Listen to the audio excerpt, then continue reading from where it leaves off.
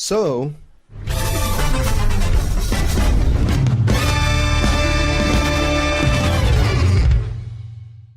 welcome to DOOG of the Dead, the channel where I will be dedicating my life discussing zombie media of all kinds. From books to video games, movies, to albums if they exist, I guess. I'm gonna try it all. And I'm gonna start with the thing I love the most, and that is Dead Rising 1. Dead Rising 1 holds a really special place in my heart, mainly because I've been playing it since release day, but also because it is probably one of the best zombie games ever made in my opinion. When I was a kid, the movie Dawn of the Dead really fascinated me because the concept of being stuck in a mall with a bunch of zombies was both terrifying and cool to the kid brain. So when we got a video game advertising just that, I was on board. I've been very passionate about Dead Rising 1 and 2 to the point where I said I would sacrifice another human being if it meant I could get a remaster of these games. So, if you're wondering what happened to Stipo,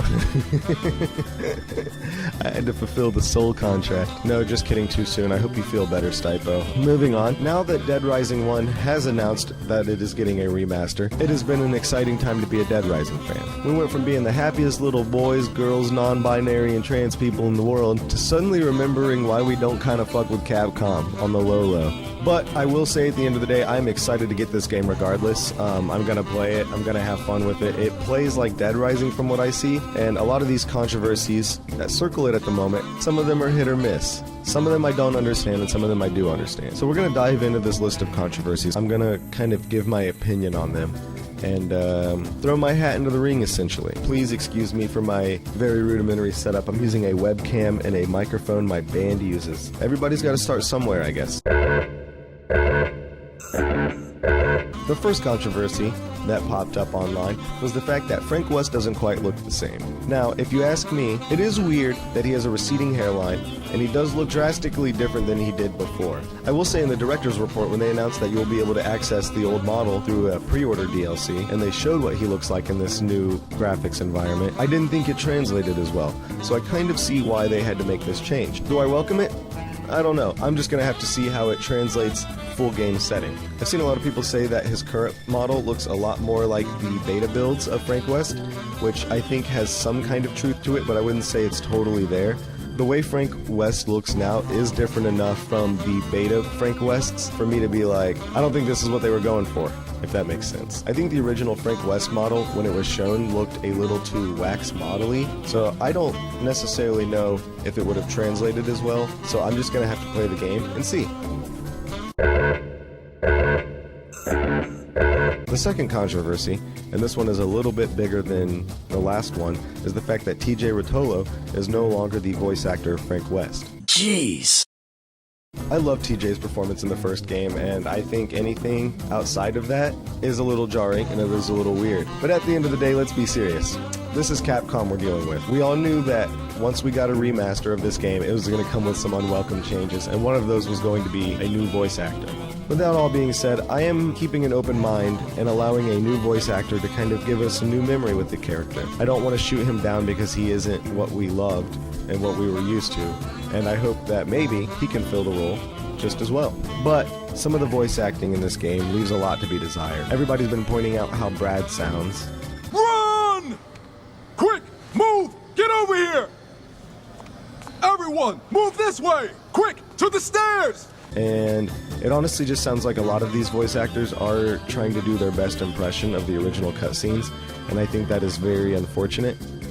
I hope that's not the case for the whole game. Maybe we just kind of caught a fluke.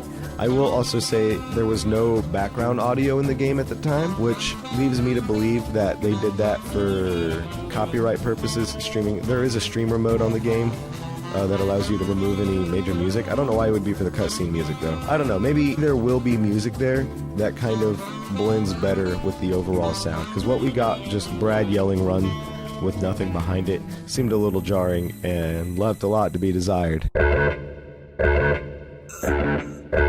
Another controversy brought up was the yellow paint syndrome that the game was revealed to have. I hate yellow paint. I hate the yellow paint syndrome that games suffer from.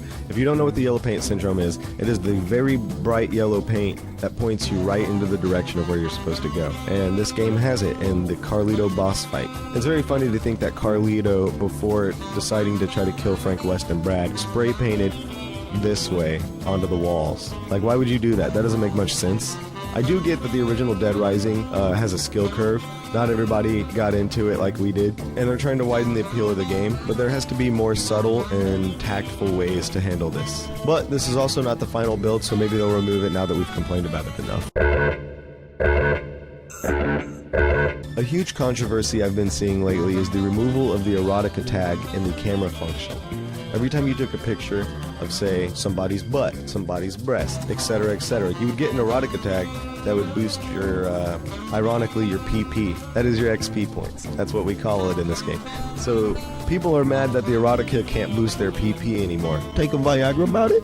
Viagra much? Anyways, I'm kind of on the fence where I do understand the frustration because it was fun to kind of like, as a kid, get those shots, you know what I'm saying? But at the same time, that's weird for us to be doing as adults. Like, go outside, talk to a woman, go to a bar, what have you. I know that this may seem like I'm bending the knee to Capcom censorship, but I personally just don't need the erotica tag because it doesn't seem like something that's integral to the gameplay, and the fact that it's missing is not something I'm going to lose sleep over. But yeah, a lot of the complaining about this is kind of boiled down to criminally horny people that are going to miss the criminally horny energy that this game used to have. Speaking of which, I didn't realize this until recently when I was playing Dead Rising 2 and I was looking in the credits. Playboy is in the credits. Playboy confirmed, gave money, Deep State, I see you, Hugh.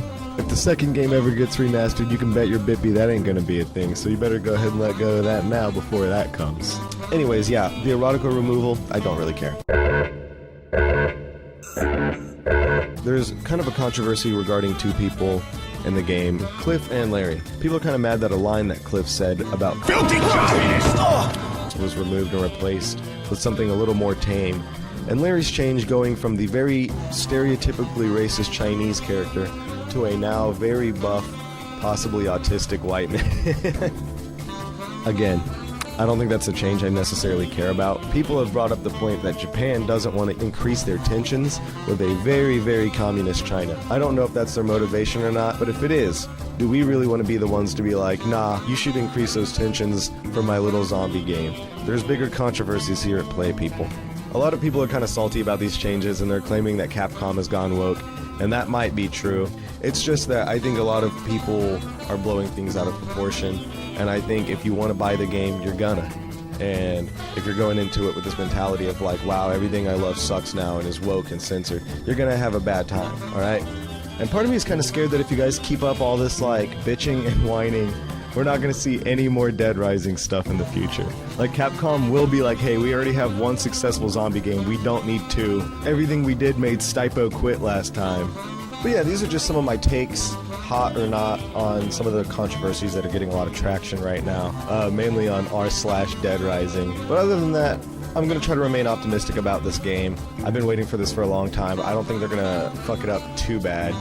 Fingers crossed. I guess I'll have to make a video later down the line and see. But if you like this first video, please like, please subscribe, and yeah, thank you for sticking around. Doog of the Dead.